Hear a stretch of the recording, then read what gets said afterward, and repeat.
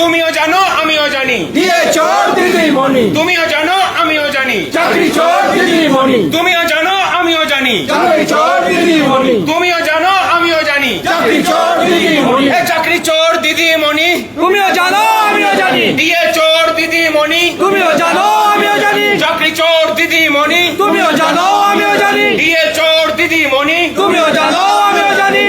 দাবি যদি ন্যায্য হয় যুদ্ধ শেষে আসে জয়, তাই সংগ্রাম চলছে চলবে, চলছে চলবে, দাবি যখন ন্যায্য হয় যুদ্ধ শেষে আসে জয়, তাই সংগ্রাম চলছে চলবে, চলছে চলবে, দাবি যখন ন্যায্য হয় যুদ্ধ শেষে আসে জয়, তাই সংগ্রাম চলছে চলবে, চলছে চলবে, দাবি যখন ন্যায্য হয় যুদ্ধ শেষে আসে জয়, তাই সংগ্রাম চলছে চলবে, চলছে চলবে, সংগ্রামী যৌথ মঞ্চ জিন্দাবাদ, জিন্দাবাদ জিন্দাবাদ, যৌথ মঞ্চ জিন্দাবাদ, জিন্দাবাদ জিন্দাবাদ, সরকারি কর্মচারী পরিষদ জিন্দাবাদ, জিন্দাবাদ জিন্দাবাদ, শিক্ষক কর্মচারী ঐক্য জিন্দাবাদ, জিন্দাবাদ জিন্দাবাদ, শূন্য পদে স্বচ্ছ নিয়োগের দাবিতে এই লড়াই চলছে চলবে, চলছে চলবে, রাজ্য সরকারের দুর্নীতির বিরুদ্ধে এই লড়াই চলছে চলবে, চলছে চলবে, রাজ্যকে বাঁচানোর জন্য এই লড়াই চলছে চলবে, চলছে চলবে, ধর্মঘটে সামিল হন, সামিল হন সামিল হন, ধর্মঘটে সামিল হন, সামিল হন সামিল হন, সুপ্রিম কোর্টের রায়কে মান্যতা না দেওয়ার জন্য এই ধর্মঘট চলছে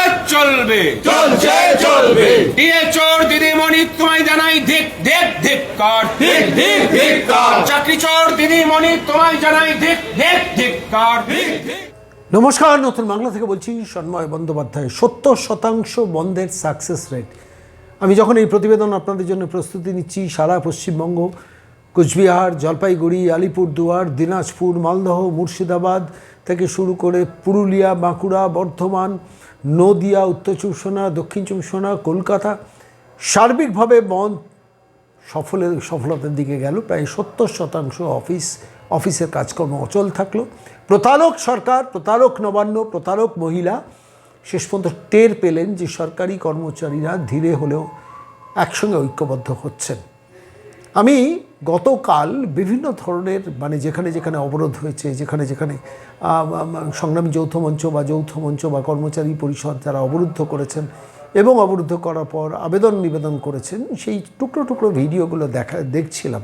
সব ভিডিও আপনাদের দেখাতে পাচ্ছি না, কিন্তু আমার কোনো একটা জায়গায় বারবার মনে হচ্ছিল মানুষও আর সরকারি অফিসগুলোতে যায়নি। তৃণমূল কংগ্রেস ভেবেছিল যে বোধহয় যে চাপ দিয়ে বন্ধটাকে বিফল করে দেবেন, নোটিফিকেশন জারি করেছিলেন, একদিনের মাইনে কাটা যাবে, উপেক্ষা করেছেন। সরকারি কর্মচারীরা উপেক্ষা করেছেন। যারা অবসরপ্রাপ্ত কর্মচারী, তাদের তো এদিন কিছু করার ছিল না, শুধু নজর রেখেছিলেন সত্যি কি অফিসগুলো খুলছে, কারণ এই প্রতিবাদটা এই প্রতিরোধটা সফল হওয়া দরকার। তৃণমূলের কর্মচারী ফেডারেশন করেন এর প্রতাপ নায়েক, মানস ভূঁইয়ার খুব কাছের লোক, তাঁরা পর্যন্ত বলেছেন গতকাল, আমরাও চাইছি এই বন্ধটা সফল হোক। আমি বহু ফেডারেশনের যারা সদস্য আছেন তাঁদের ফোন পেয়েছি। আমি স্বাভাবিকভাবেই নামগুলো ডিসক্লোজ করবো না। তাঁরাও মনে প্রাণে চেয়েছিলেন যে এই প্রতারণা আর সহ্য করা যাচ্ছে না। দিনের শেষে তো পরিবারের কাছে আমাদেরও মুখটা দেখাতে হয়। কত অসংখ্য পুলিশ কর্মচারী, আমি রাজ্য পুলিশ, কলকাতা পুলিশের কত অসংখ্য কর্মচারীর সঙ্গে ব্যক্তিগতভাবে আমার পরিচয় আছে। আমি ফোন করে জিজ্ঞেস করছিলাম যে বন্ধকে সমর্থন করছেন না বিরোধিতা করছেন। বললো না, বন্ধ সর্বাত্মক সফল হোক, আমরা চাইছি, তার কারণ আমরা পেরে উঠছি না। সন্বাবু ভাবুন, সরকারের যে স্ট্রাকচার, যে পুলিশকে দিয়ে শিক্ষককে লাথি মারায়, পুলিশের ওপর লাঠি, এবারে শিক্ষকের ওপর লাঠি চলে, সেই পুলিশের দিনের শেষে এই প্রতারক মহিলার অপসারণটা চাইছে। আমি অভিভূত গতকালের ঘটনা দেখে, যেভাবে আপনাদের স্যালুট সরকারি কর্মচারীরা যারা মাঠে ময়দানে লড়াই করলেন। দিনাজপুরের মতো জেলা যেখানে সংগ্রামী যৌথ মঞ্চ বেশ কিছুটা দুর্বল, তাঁরা লড়ে গেলেন, মালদহ লড়ে গেলেন, পুরুলিয়া লড়ে গেলেন, জলপাইগুড়ি, আলিপুরদুয়ার, প্রত্যেকটা অঞ্চল থেকে খবর পাচ্ছি, বিভিন্ন জায়গা থেকে, মুর্শিদাবাদে বিভিন্ন অফিস, কোনো প্রাইমারি স্কুলগুলো খোলেনি। একদম সকাল থেকে ভোর 6টা থেকে গিয়ে প্রাইমারি স্কুলের শিক্ষিকারা পিকেটিং করেছেন। শিক্ষক ভবন কলকাতায় সেটা অবরুদ্ধ হয়ে পড়েছে। তার মধ্যে দিয়েও কিছু তৃণমূলপন্থী লোকজন ভেতরে ঢোকার চেষ্টা করেছেন। এবং শুধু তাই নয়, তৃণমূলের বাহিনী, লুম্পেন বাহিনী, তাদের বাইক করে এই নায়ক বাহিনীরা পাঠিয়ে দিয়েছেন বিভিন্ন জায়গায় ডিস্টার্ব করার জন্য। আপনি ভাবুন যে যেখানে খাদ্য ভবন, সেই খাদ্য ভবনে পর্যন্ত বন্ধ প্রায় সাকসেসফুল। কিছু অল্প বিস্তর লোক ঢুকেছে যারা তৃণমূলের দয়ায় চাকরি টাকরি পেয়েছেন, কিংবা চাকরি বিক্রি করার চাকরি যারা পেয়েছেন, কিংবা জ্যোতিপ্রিয় মল্লিকের কোটায় কিছু চাকরি পেয়েছেন, তারা তো ঢুকবেন স্বাভাবিক। এরা বেসিক্যালি তোলাবাজ সার্কিটের লোক এরা।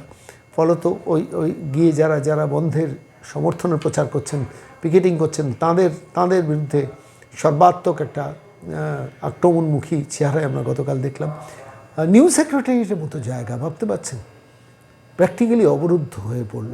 সে দৃশ্য দেখতে ভালো লাগছিল। কলকাতা হাইকোর্টে কোনো জজ এজলাসে বসেননি। সমস্ত হাইকোর্টের সমস্ত কর্মচারী এই সংগ্রামী যৌথ মঞ্চের এই লড়াইয়ে সামিল হয়েছেন, কর্মচারী পরিষদের এই লড়াইয়ে সামিল হয়েছেন। এবং এটাই তো নিড অফ দ্য আওয়ার এই মুহূর্তে দাঁড়িয়ে। আমি সরাসরি গতকাল এই ঘটনার পর প্রায় দিনে 30 থেকে 40টা স্পটের ভিডিও আমার কাছে আসার পর আমার মনে হলো আমি সরাসরি কথা বলি সংগ্রামী যৌথ মঞ্চের আহ্বায়ক ভাস্কর ঘোষের সঙ্গে। জিজ্ঞেস করলাম যে এরপরের অ্যাকশনটা কী। বন্ধ তো সফল হলো, একদম বুড়ো আঙুল দেখিয়ে বন্ধ সফল হলো। এমনকি নবান্নরও একজন কর্মচারী ফোন করে বললেন যে আমি অফিসে দাদা আসতে বাধ্য হয়েছি, কিন্তু আমি কাজ করছি না। আপনার ঊর্ধ্বতন কর্তৃপক্ষ কিছু বলছেন না? বলে উনিও বুঝতে পারছেন, উনিও সমব্যথী, কিছু বলার নেই। এসছি, বসে আছি, টুকটাক ফাইলে পাশাপাশ করছি, কিন্তু কাজটা করছি না। এই টেম্পারামেন্টটা গতকাল ছিল, সারা রাজ্যে ছিল। কত পুলিশ অফিসারের, পুলিশ কর্মচারী, সাব ইন্সপেক্টর, এমনকি মানে বলছি বিভিন্ন কনস্টেবল পদমর্যাদার পুলিশ অফিসাররা, পুলিশের কর্মচারীরা, তাঁরা নৈতিকভাবে সমর্থন জানিয়েছেন। বলছেন একটা এনি কস্ট বন্ধটা সফল হোক। যারা বিরোধিতা করেছেন দু শ্রেণী আছে। একটা হচ্ছে পাকে পড়ে বিরোধিতা করেছেন, আমার চাকরিটা চলে যেতে পারে, আমাকে দূরবর্তী স্থানে ট্রান্সফার করতে পারে, অথবা দ্বিতীয়ত they have a financial interest. তারা ছাড়া প্রায় 70% এখনও পর্যন্ত রিপোর্ট, সংখ্যাটা আরও বাড়তে পারে, বন্ধ সর্বাত্মকভাবে সাকসেসফুল হলো। এবং মাঠে নেমে যৌথ মঞ্চ, সংগ্রামী যৌথ মঞ্চ, কর্মচারী পরিষদ হাতে হাত ধরে এই লড়াইটাকে সফল করলো। এরপরে সারা রাজ্য জুড়ে প্রচার অভিযান সংগঠিত হবে। গোপাল সুব্রমণিয়ামের সঙ্গে সংগ্রামী যৌথ মঞ্চের আহ্বায়ক ভাস্কর ঘোষরা within a very short span of time যাচ্ছেন। আইনি লড়াই বললেন যে একদিকে আইনি লড়াই, একদিকে রাস্তার লড়াই, যেটা ভাস্করবাবু আমাকে বারবার বলেছেন বিভিন্ন সময়, যে শোনবাবু শুধু আইনি লড়াই হবে না, রাস্তার লড়াইও থাকতে হবে। মানে এই মহিলা, আমি বলি এই প্রতারক মহিলা, কোনো ক্রমে ক্ষমতায় চলে এলে একটি পয়সাও কোনো সরকারি কর্মচারীকে ডিএর জন্য দেবেন না। আমি যখন এই প্রতিবেদন পেশ করছি জানেন, তার আগের দিনই সংবাদ মাধ্যমে দেখছিলাম যে ওই ডিজি অ্যাপয়েন্টমেন্ট নিয়ে রাকেশ দ্বিবেদীর মতো অত প্রখ্যাত আইনজীবীকে দাঁড় করিয়ে দিয়েছে। কত লাখ টাকা গেল দেখুন। উকিলদের প্রফেশনাল ফিস লাগে, আমি সেটা নিয়ে তর্কে যাচ্ছি না, কিন্তু প্রশ্নটা হচ্ছে এই খরচগুলো আটকানো যেত না, বন্ধ করা যেত না? কত অসংখ্য সরকারি কর্মচারীকে, অবসরপ্রাপ্ত কর্মচারী যারা জীবনের শেষ ইনিংসে ব্যাট করছেন, তাদের অন্তত যন্ত্রণাটা মেটানো যেত। জানি না কবে এই প্রতারক থেকে মুক্তি, কিন্তু এই প্রতারক থেকে মুক্তির লড়াইটা কিন্তু প্রত্যেক সরকারি কর্মচারীকে করতে হবে, প্রত্যেক অবসরপ্রাপ্ত কর্মচারীকে করতে হবে, যিনি বাড়িতে বসে আছেন তাঁকেও করতে হবে। অন্তত প্রতিদিন 10 জন করে মানুষ, পরিচিত মানুষ, গরিব মানুষ, নিম্ন মধ্যবিত্ত মানুষ, মধ্যবিত্ত মানুষ, সবাইকে বোঝান যে এই মহিলাকে তাড়ান। ইনি কিন্তু ভবিষ্যৎ প্রজন্মের জন্য কোনো চাকরি, ব্যবসা কিচ্ছু রাখবেন না, শুধু নিজের পরিবারটাকে সমৃদ্ধ করবেন। আমি সরাসরি আজকে আপনাদের নিয়ে যাব সংগ্রামী যৌথ মঞ্চের আহ্বায়ক ভাস্কর ঘোষের সঙ্গে। তখন তিনি রাস্তায় কি বললেন শুনুন। নমস্কার ভাস্করবাবু, সন্ময় বলছি। হ্যাঁ দাদা নমস্কার। হ্যাঁ, সব মিলিয়ে কত শতাংশ সফল বন্ধ? দেখুন, আমরা বলছি যে সর্বাত্মক বন্ধ হয়েছে। আমাদের মানে অত পরিকাঠামো নেই যে এর মধ্যে আমরা সমস্ত তথ্যটা জোগাড় করে ফেলতে পারবো। আমাদের একটা দিন সময় লাগবে আর কি, বা মানে সমস্ত তথ্যগুলোকে অ্যাকুমুলেট করে। কোন জেলা থেকে খবর পেলেন? আমি অনেক জেলা থেকে সকাল থেকেই, যেমন ধরুন একদম সকাল 6টা থেকে শুরু হয়েছে। প্রাথমিক স্কুলগুলো যেগুলো মর্নিং এ চলে, হাই স্কুল অ্যাটাচ যেগুলো, সেগুলো থেকে যখন খবর আসতে শুরু করে যে আমরা পিকেটিং করে যখন শিক্ষকদের কাছে, গার্জেনদের কাছে, ছাত্রছাত্রীদের কাছে যখন বলি সমস্ত বিষয়টা কেন ধর্মঘট, গার্জেনরা নিজেরা ফিরে গেছেন, বলেছেন যে প্রতিষ্ঠান বন্ধ হওয়া প্রয়োজন এবং এই ধর্মঘটের পাশে আমরা আছি। এবং এই চিত্রটা আলিপুরদুয়ার থেকে শুরু করে একদম ঝাড়গ্রাম পর্যন্ত একই ছবি ছিল সকল জায়গাতে।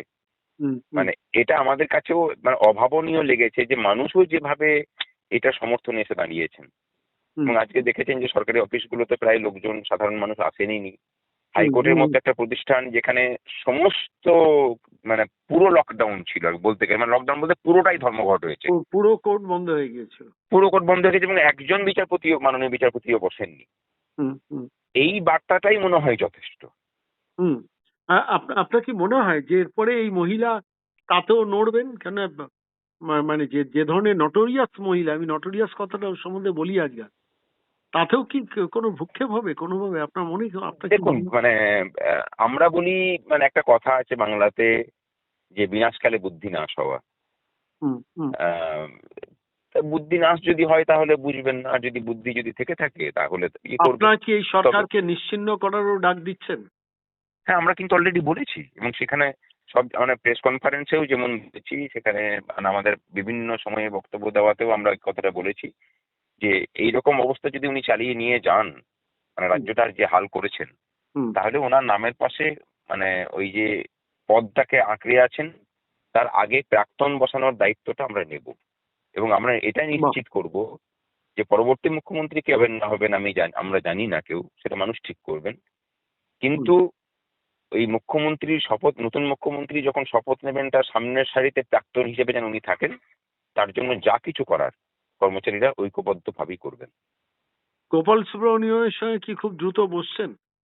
হ্যাঁ, মানে আমরা খুব দ্রুতই বসতে চলেছি এবং আশা করা যায় যে আইনি লড়াইয়েও মানে তাদেরকে পর্যুদস্ত করতে আমরা পারবো। আইনি লড়াইয়ে তো প্রায় 100%ই পর্যদস্ত করেছেন, কিন্তু করার পরেও যে মানে এটাকে আরো টেনে দীর্ঘায়িত করছেন, আপনার কি মনে হয় কোনো জায়গায় যে শেষ পর্যন্ত বিচারালয়ও এই ব্যাপারে একটা প্রোঅ্যাক্টিভ ভূমিকা পালন করবেন? অন্তত এত বড় অসভ্যতা। আজকে ধরুন যেভাবে পশ্চিমবঙ্গের সমস্ত আদালত স্তব্ধ হয়ে গেল, তার খবরটা তো সুপ্রিম কোর্টের কাছেও তো গেছে এবং এটাও তো গেছে যে এই ডিএ নিয়ে, বকেয়া ডিএ নিয়েই তাদের লড়াই অন্যতম মুখ্য দাবি ছিল সেটা আজকে লড়াইয়ের। তাহলে সেই খবর তো সুপ্রিম কোর্টের কাছে গেছে। আমার মনে হয় সুপ্রিম কোর্টের এই বিষয়ে প্রোঅ্যাক্টিভ ভূমিকা নেওয়া প্রয়োজন এবং আশা করি নেবে। আর এখন এখন যে অবস্থায় যাচ্ছেন, এই যে সরকারি কর্মচারীদের যে বিজ্ঞপ্তিটা দেওয়া হয়েছে যে একদিনের ছুটি কাটা যাবে, সেই নিয়ে কোনো আক্রমণের কোনো খবর আসছে বিভিন্ন অফিসে? দেখুন, মানে বিষয় হলো যে আহ, সুপ্রিম কোর্ট মানে তারা যদি শোকজ করেন, আমরা বলছি যে এই মানে যেসব আধিকারিকরা এই শোকজটা করবেন, হুম প্রথম কথা হচ্ছে এরকমই নোটিফিকেশনকে আমরা চ্যালেঞ্জ করে রেখেছিলাম এবং সেখানে মানে সরকার বলেছিল যে এই মামলার নিষ্পত্তি না হওয়া পর্যন্ত আমরা এরকম নোটিফিকেশন জারি করবো না, এক নম্বর। হুম দ্বিতীয় নাম্বার হচ্ছে সুপ্রিম কোর্টের রায়কে লাগু করানোর জন্য আমরা ধর্মঘট করেছি, হুম হুম তার সমস্ত মেকানিজম মেনেই আমরা ধর্মঘটটা করেছি। হুম সেখানে দাঁড়িয়ে যেসব আধিকারিক সরকারের হয়ে কাজ করতে গিয়ে এই মানে ধর্মঘটীদের শোকজের জায়গায় যাবেন, যদি প্রয়োজন পড়ে, আমি এটা ভালো করে উল্লেখ করছি, যদি প্রয়োজন পড়ে সেই সব আধিকারিকদেরকেও মানে কন্টেম্প্ট কোর্টের পার্টি করে তাদেরকে আদালতে টেনে নিয়ে যাওয়ার কাজ করবো আমরা। মানে মানে মানে যারা যারা যদি কোনো শোকজ নোটিশ টোটিস দেয় তাহলে সেই সরকারি অফিসারদেরও বার্তা দিয়ে দেন যে প্রয়োজন হলে আদালতে টেনে নিয়ে যাবেন। একদম, মানে এটা তো মানে আমাদের কাছে কোনো রাগ ঢাক কিছু নেই এবং আমাদের কাছে কোনো পক্ষ বিপক্ষ বলে কিছু নেই। আমাদের কাছে একটাই পক্ষ, সেটা হচ্ছে ন্যায়ের পক্ষ, আর আমাদের কাছে বিপক্ষও হচ্ছে একটা, সেটা হচ্ছে এই কাটমানি সিন্ডিকেট নামক যে অন্যায়, সে অন্যায়ের পক্ষ। তোমাকে ঠিক করতে হবে যে তুমি ওই পক্ষে থাকবে নাকি এই পক্ষে থাকবে। শুভেন্দু অধিকারী তো পরিষ্কার বলেছেন যে কোনো সরকারি কর্মচারীর ওপর কোনো যদি আঘাত নেমে আসে তাহলে সরাসরি লিগ্যাল সাপোর্টটা আমরা দেব ফ্রি অফ কস্ট, তাদের কনসালটেশন ফি বা লড়াইয়ে কোনো রকম অসুবিধা হবে না, আমরা কথা দিচ্ছি পাশে নেবেন। হ্যাঁ, অবশ্যই। দেখুন, মানে বিষয়টা হচ্ছে যে নেওয়া না নেওয়াটা তো পরের ব্যাপার, আর লাগবে কিনা সেটা তো পরের বিষয়, কিন্তু যে মানে প্রস্তাবটা উনি দিয়েছেন এবং যেভাবে উনি কর্মচারীদের পাশে দাঁড়িয়েছেন সেটাকে তো সাধুবাদ জানাতেই হবে। আমরা ধন্যবাদ জানাচ্ছি তার জন্য ওনাকে। আর পরিস্থিতি কি জানায় দেখি, মানে সেই জায়গাতে যেতে হবে কিনা সেটা তাকে দেখি, তারপরে তো হিসেব হবে। আপনারা কি অফিসে অফিসে এরপর প্রচার অভিযানে সংগঠিতভাবে নামবেন? আজকে যেমন পিকেটিং করলেন বিভিন্ন অফিসে, তেমনি কি বিভিন্ন অফিসে গিয়ে গিয়ে কর্মচারী সমাজের কাছে কি প্রচারে নামবেন আপনারা? না, কর্মচারী সমাজের কাছে নতুন করে তার প্রচার করার কিছু নেই এ বিষয় নিয়ে। কর্মচারীরা বরং রাজ্যের মানুষের কাছে যাবেন, এই রাজ্যের মানে এই দুর্নীতি প্রতারক মহিলা এবং প্রতারক সরকারকে সরানোর জন্য। হ্যাঁ, আতুর ঘরকে মানে সকলের কাছে হুম তুলে ধরার জন্য, হুম। আর মানুষকে এটাকে বলা, মানুষের বিবেকের কাছে সমস্তটা ছাড়া, যে যা কিছু করুন করুন, আগে রাজ্যটা বাঁচুক, আগে এই জাতিটা বাঁচুক, তারপর আমরা সবাই নিজের নিজের লড়াইটা করব। আগে এই যাক।